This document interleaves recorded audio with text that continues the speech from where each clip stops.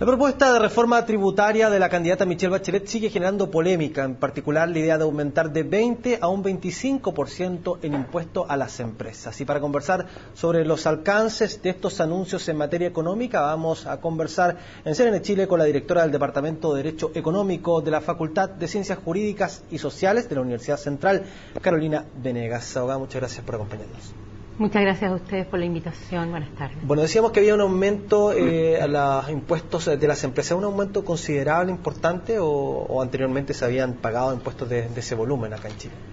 A ver, este aumento resulta significativo si nosotros lo sumamos al aumento que se generó producto de las adecuaciones al sistema tributario el año pasado. Las empresas en Chile ya hace algunos años venían pagando una tasa de impuesto de un 17%. De manera temporal se aumentó esto con el objeto de lograr el financiamiento para la reconstrucción del país después del terremoto, y se aumentó temporalmente a un 20% para reducirse el año pasado a un 18.5%, y este año en rigor deberíamos haber vuelto a una tasa del 17%. Sin embargo, la reforma dejó de manera permanente el impuesto de primera categoría con una tasa del 20%, de manera que si a ese 20% nosotros le sumamos, a ese primer aumento de 3 puntos porcentuales, nosotros le sumamos la propuesta del comando de Michelle Bachelet, indudablemente que es bastante significativo, pero aún así todavía representa una tasa impositiva que es más o menos similar a la que tienen hoy día los países de la OCDE, y Chile es miembro de la OCDE actualmente. Además, los niveles de crecimiento de la economía en Chile, la profundización de sus mercados de capitales, además, hacen que esta no sea una tasa considerablemente alta. De manera que teníamos una tasa baja entonces. Teníamos una tasa más baja, sí. O sea, hay un aumento que es importante si consideramos que serían 8 puntos porcentuales de acuerdo a la propuesta. Ahora, de acuerdo al programa de Michelle Bachelet en estas materias, este aumento de 5 puntos porcentuales se aplicaría de manera paulatina en varios años, de manera que las empresas empiecen a preparar, digamos, los nuevos costos que implicará el mayor aumento de impuestos. ¿Se podría decir que esta mayor carga tributaria que tienen que afrontar las empresas va de la mano también con el desarrollo de los países? Pues usted me mencionaba recién, los países de la OCDE tienen una tasa similar a la que alcanzaríamos aquí en Chile. ¿Van de la mano ambos, digamos, ambas situaciones? Porque también escuchamos la crítica desde parte del oficialismo que se podría generar un impacto negativo en la economía chilena y el crecimiento finalmente. A ver, yo diría que hoy día la discusión no está tan centrada en el aumento en la tasa de impuestos, sino que más bien en la propuesta de eliminación del Fondo de Utilidades Tributables, porque Chile mantiene hoy día un mecanismo de integración de impuestos, lo que significa que si la empresa paga un impuesto que podrá ser de una tasa de un 17, de un 20, de un 25%, esa tasa de impuestos que paga el contribuyente de la primera categoría se imputa como crédito a los impuestos personales que deben pagar los dueños de las empresas cuando hagan retiro de esas utilidades. ¿Por qué no nos habla más en fácil, por decirlo de alguna manera, a quienes no entendemos mucho del tema tributario? Se habla por una parte de la eliminación del FUT, del Fondo de Utilidades Tributables, y como usted decía, es lo que ha generado mayor impacto por el efecto que podría generar en la economía. ¿Qué es el FUT actualmente y para qué se presta? ¿Por qué, digamos, es criticado por distintas fuentes? A ver, el Fondo de Utilidades Tributables, la forma en que está regulado hoy día, se inicia en el año 1984 con una ley que se dicta en ese entonces, cuando Chile venía saliendo de una crisis financiera bien importante, y se crea este mecanismo que es inédito porque no existía ni existe en otros países en el mundo, que permite a los dueños de las empresas posponer el pago de sus impuestos personales mientras no hagan retiros de esas utilidades de las empresas. Esto significa que el contribuyente de la primera categoría, la empresa, paga su impuesto, que podrá ser de una tasa un 17, 20, 25%, y luego, cuando los dueños de las empresas retiran esas utilidades, debieran entonces tributar con impuestos personales, que tiene una tasa progresiva que va de un 0 a un 40% actualmente. Ahora, con este mecanismo, lo que se, digamos, propició fue incentivar a las empresas a que reinvirtieran esas utilidades que ésta iba generando año a año, es decir, que los dueños no se llevaran esas utilidades para la casa. Que las reinvirtieran, en la empresa. Ahora, no hay estudios serios que indiquen que este mecanismo haya sido el motor del crecimiento de la economía en Chile. Además, sería muy ambicioso pensar que solo un mecanismo tributario de esta naturaleza pudiera ser suficiente para lograr el crecimiento económico. ¿Cuál ha sido el impacto de este mecanismo en el crecimiento de la economía? Es bastante discutible. Ahora, me imagino, bueno, ese era los aspectos positivos que se perseguían a través del FUT, pero también hay mucha crítica respecto de la posible elusión, digamos, las opciones de elusión que se generan. ¿Se ha utilizado el FUT para eso? ¿Se puede utilizar, digamos, técnicamente? Si nosotros vemos las cifras que nos entrega, una cifra estadística, el Servicio de Impuestos Internos, a esta fecha tenemos aproximadamente un monto entre 200 y 270 mil millones de pesos acumulados en el FUT que están pendientes de tributación.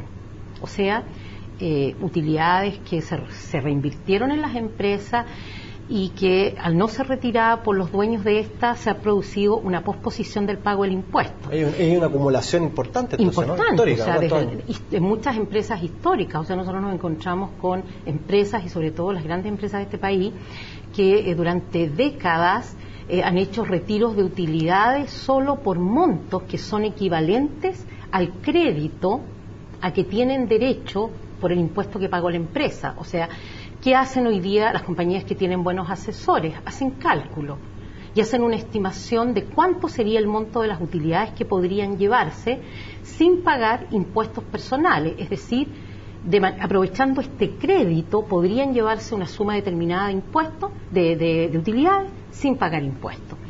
Pero junto con ello se constata también al mismo tiempo, y esto es una realidad que los economistas a cada momento nos traen a colación, y es que Chile no se ha caracterizado por ser un país en que las empresas, al reinvertir estas utilidades, de acuerdo a la propuesta de este mecanismo, haya ido generando mayor valor a sus compañías. ¿A qué me refiero? Chile sigue siendo hoy día un país que obtiene su Producto Interno Bruto fundamentalmente del sector extractivo. O sea, la minería, la pesca, el sector maderero. O sea, no ha habido una agregación de valor, no ha habido la incorporación de nuevas tecnologías a la empresa. ¿Qué es lo que se buscaba tal vez a través del futuro? Exactamente, ¿no? Que nos haya permitido transitar desde una economía en que lo único que hace es producir y exportar commodities, es decir, materias primas, hacia una economía con un desarrollo tecnológico más sofisticado que permita la creación de empresas, digamos, que sean capaces de elaborar productos. Ahora, esta propuesta de la candidata Michelle Bachelet sacaría el FUT, pero también se habla como contraparte de la depreciación acelerada. ¿Qué es la depreciación acelerada? A ver, la depreciación es un mecanismo que también permite incentivar a las empresas, ese fue el propósito, para que puedan ir renovando sus activos fijos, fundamentalmente maquinaria, la aplicación de tecnologías, mediante la posibilidad de llevar a gasto año a año una cuota de depreciación de los bienes de su activo fijo, es decir, aquellos bienes que adquieren para producir otros bienes. Ahora, actualmente existen dos mecanismos de depreciación, uno de depreciación normal, es decir, uno toma la vida útil del bien y lo divide por un número de años de acuerdo a tablas que elabora el Servicio de Impuestos Internos. Pero existe también actualmente un régimen de depreciación acelerado que permite llevar a gasto en un tercio de vida útil esos bienes, o sea, reducir a un tercio el tiempo en que yo voy a llevar a gasto el costo o el valor neto de esos bienes. O sea, se produce el mismo impacto pero en un tiempo menor. Claro. Ya. Lo que se está proponiendo hoy día es reemplazar este mecanismo del FUT, es decir, yo establezco, si logramos, primero tenemos que esperar, ¿verdad?, quién va a ser presidente de la República y luego si cuenta un proyecto de esta naturaleza con los votos en el Congreso.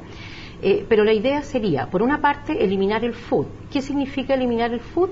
Significa que los dueños de las empresas van a tributar a partir del mismo año en que la empresa genere esas utilidades. Perfecto. O sea, se las retiren o no, van a tener que tributar.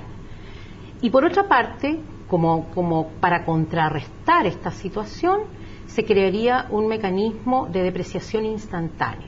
Es decir, la empresa adquiere los bienes del activo fijo, aquellos bienes que sirven para producir otros bienes, e inmediatamente van a poder entonces depreciar en su totalidad el costo de esos bienes. Ahora, eso en cuanto a las empresas, en cuanto a las personas, ¿de qué forma podría impactar esta reforma tributaria anunciada por la candidata Bachelet? A ver, la verdad es que respecto de las personas en el proyecto de la propuesta programática, que es muy breve y que tampoco hoy día tiene, digamos, nos entrega grandes elementos para nosotros poder dilucidar cuáles van a ser los mecanismos para hacerlos aplicables, ella está proponiendo una reducción de la tasa del impuesto a las personas, pero a las tasas marginales. O sea, hoy día la tasa marginal máxima del impuesto a las personas es de un 40% y se propone una reducción al 35%. Ahora, nosotros ya tuvimos una reducción del impuesto a las personas a raíz de la ley que entró en vigencia el año pasado, que disminuyó la mayoría de los tramos, pero no el tramo más alto, que permaneció con una tasa marginal máxima de 40%. O sea que esta reforma en términos de impuestos personales solamente afectaría a las grandes rentas, ¿no? De las personas, digamos, que ganan una cantidad de dinero considerable. Claro, 6 millones de pesos, entiendo. Claro, si nosotros pensamos que en Chile, por ejemplo, de los trabajadores dependientes, solo el 19% paga impuesto. La verdad es que el impuesto parte el impuesto parte con 13,5 UTM, que son alrededor de 550.000 pesos. Una persona que gana más de 550.000 pesos debiera empezar a pagar impuestos hoy día con una tasa de un 4%. O sea que solo el 19% de los chilenos tiene esa renta. De los trabajadores dependientes, exactamente. Entonces tendríamos que ir a mirar que cuando hablamos de personas nosotros y de este tipo de impuestos y hablamos de las personas naturales, estamos incluyendo a los trabajadores dependientes, a los independientes, pero también estamos incluyendo a los dueños de las empresas cuando hacen retiros de utilidades, porque es precisamente el mismo impuesto el que pagan. Entonces, por una parte, hay una propuesta de aumento del impuesto que pagan las empresas de una tasa de un 20 a un 25%, pero una reducción de la tasa del impuesto a las personas, lo que también va a beneficiar a los dueños de las empresas y no solamente a los trabajadores dependientes o independientes. Se habla que va a haber más o menos un 3% de impacto sobre el PIB con esta reforma tributaria y que un 0,5% de ese total de 3 vendría por la vía de la elusión, evitar la elusión y la evasión, por otro lado. Hoy día hay muchos mecanismos de elusión. Sí, existen bastantes mecanismos elusivos. Sin embargo, a lo largo de los años y después de muchas modificaciones se han ido cerrando los espacios elusivos, pero yo diría que hoy día se mantienen dos mecanismos elusivos muy asociados al FUT y que entendemos que en la medida en que se elimine el FUT también se terminaría con estos dos mecanismos de elusión que han permitido una posposición indefinida del pago de impuestos. Por ejemplo, el régimen de retiro para reinversión de utilidades. Hoy día una empresa, los socios, los dueños de las empresas o accionistas, socios en realidad, porque esto es solo en las sociedades de personas, pueden hacer retiros de utilidades para reinvertirlos en otras sociedades. Y esa reinversión, no obstante que ha habido un retiro de utilidades, no va a pagar impuestos mientras no se hagan retiros desde la segunda sociedad. Esto se ha prestado para hacer un mecanismo elusivo de varias formas, pero una de ellas, me llevo todo el FUT desde esta sociedad y lo traslado a una segunda sociedad, que va a ser la sociedad receptora de la reinversión, y genero una serie de mecanismos que me permiten ahora llevarme de la sociedad de la cual estoy haciendo el retiro todas las utilidades que el día que me las lleve no van a tributar. Este es un mecanismo bastante complejo de entender, pero que asociado al mecanismo que permite que los socios o dueños de las empresas en general no tributen posponiendo el impuesto mientras no hagan retiro de utilidad, indudablemente que representa un mecanismo de elusión y de planificación tributaria que es recurrente en las grandes empresas de este país.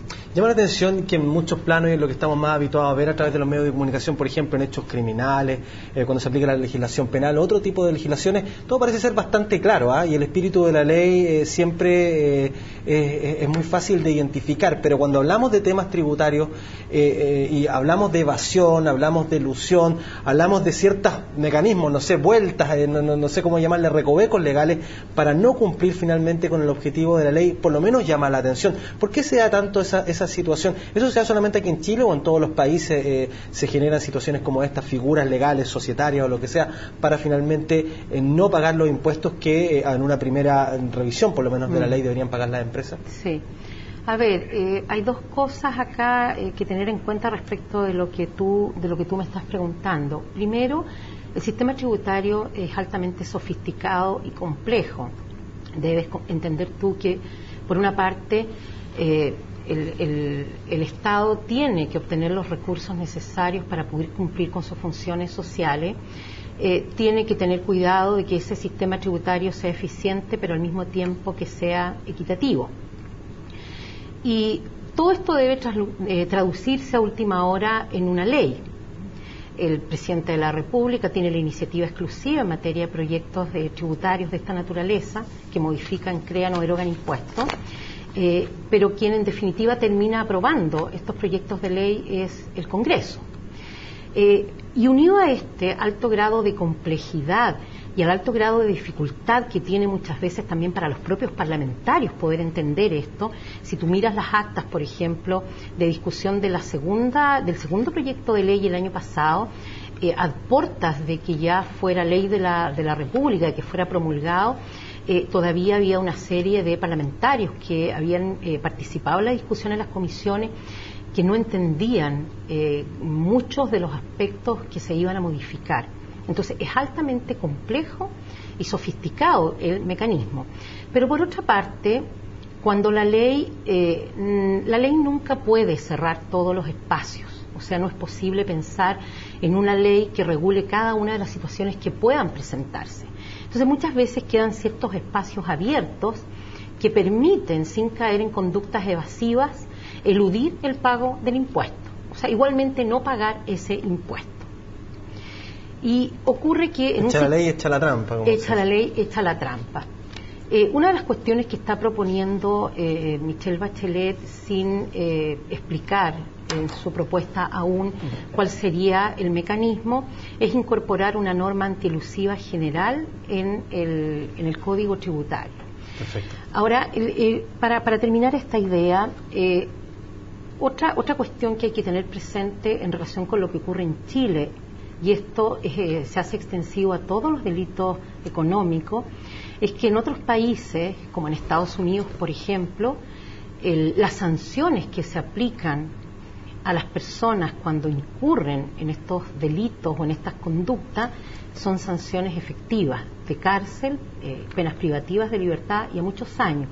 En Chile ello no ocurre, de manera que la apuesta es a que, como tú señalabas, echa la ley, echa la trampa, y probablemente además no voy a tener a cambio una sanción que sea relevante.